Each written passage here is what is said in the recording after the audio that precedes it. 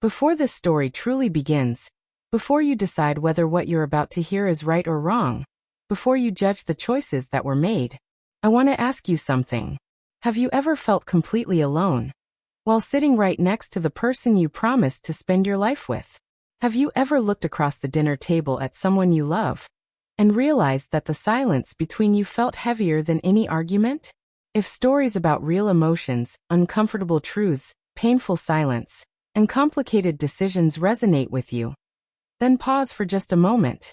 Subscribe to this channel, because the stories we tell here aren't fairy tales.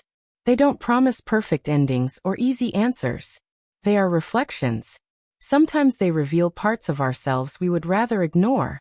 And if you stay with this story until the very end, you might discover that the real meaning behind it is very different from what the title suggests. The truth in this story unfolds slowly, the same way loneliness does. Quietly, gradually, until one day you look around and realize it has been there all along. So let me begin. My name is Lucy Anderson, and when the events of this story started, I was 33 years old, living in a small town in Michigan. It was the kind of town where life moved slowly, the kind of place where nothing ever felt rushed.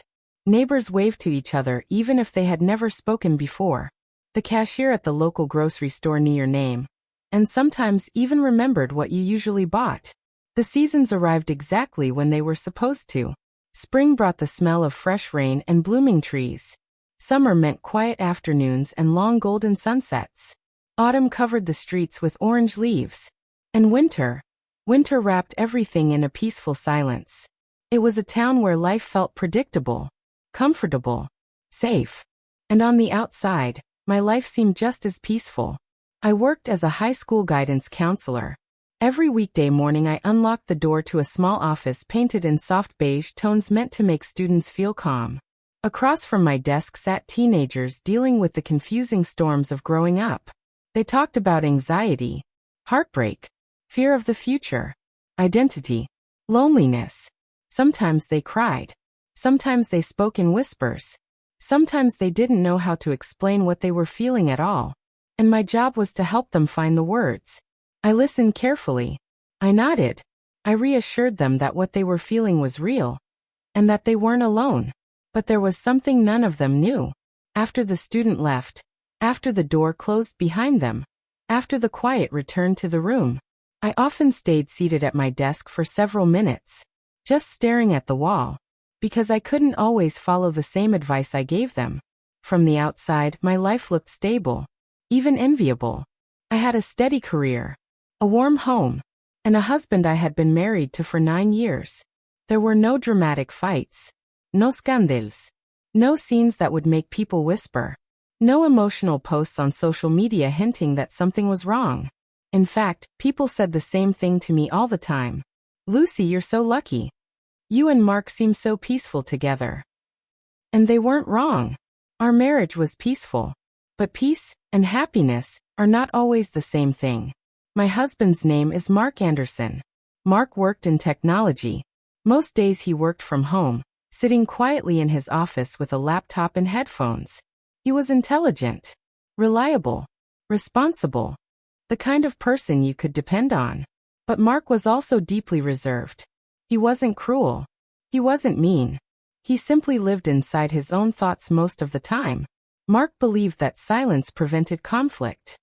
He believed that if problems weren't spoken out loud, they would eventually fade away on their own. If something wasn't discussed, then maybe it wasn't real. For a long time, I believed that too. Our marriage didn't collapse in a dramatic moment. There was no betrayal, no sokking discovery, no explosive argument that shattered everything overnight. What happened instead was quieter, and in many ways more painful. We drifted apart. Slowly, almost invisibly.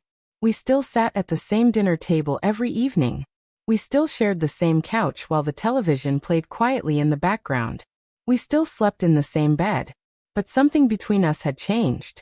Our conversations grew shorter. The laughter that used to fill our evenings slowly disappeared. Eye contact became rare. At night we lay facing opposite walls. Sometimes our backs touched slightly, but our thoughts felt miles apart.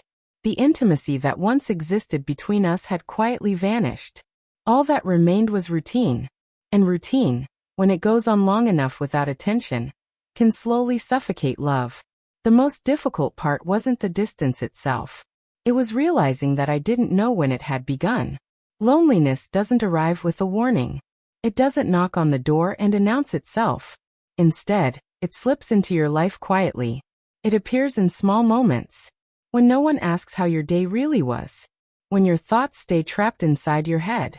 When being together no longer feels like connection, but simply habit. Some nights I lay awake staring at the ceiling in the darkness. And I wondered something I had never dared to ask before. Is this what marriage eventually becomes? Does passion always fade into quiet routine? Is this normal? I told myself it was. I convinced myself that long marriages naturally settle into something calmer. Less exciting. Less emotional. More stable. But deep down, I felt invisible. What I didn't know then was that Mark felt the distance too. He noticed my forced smiles. He noticed how I stopped sharing stories about my day. He noticed the quiet sadness that lingered in the room between us. But instead of confronting it, he withdrew further into himself.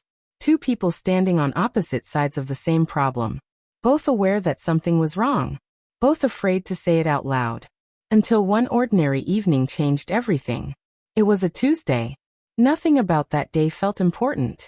I was sitting in the living room folding laundry while the television played quietly in the background. The light from the lamp cast a soft glow across the room. Mark walked in and sat beside me on the couch. Something about that moment immediately felt unusual. He wasn't holding his phone. He wasn't carrying his laptop. There were no distractions in his hands. Just silence. I glanced at him. And for the first time in a long time, I noticed something unfamiliar in his eyes. Vulnerability. Lucy, he said softly. I've been thinking.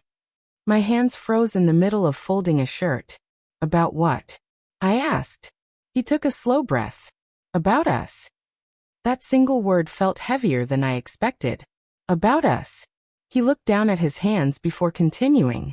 I know you're unhappy. The room felt suddenly very still. And I know, he continued quietly, that I haven't been able to reach you the way I used to. For a moment I couldn't speak. This was the first time either of us had said it out loud. The truth that had been hovering between us for years. Finally, I nodded. You're right, I admitted. I don't know when it started, but something between us is missing. Then Mark said something I never expected to hear. I want to try something different. I frowned. Different how? He hesitated before answering. I've been reading about how some couples try to understand their relationship by seeing things from another perspective. My heart began to beat faster. What are you saying, Mark? I asked slowly. He took another breath. I want you to meet someone. I stared at him. What? Just once, he said quickly. Someone I choose. My chest tightened. I'll be there, he added immediately. Not involved. Just present.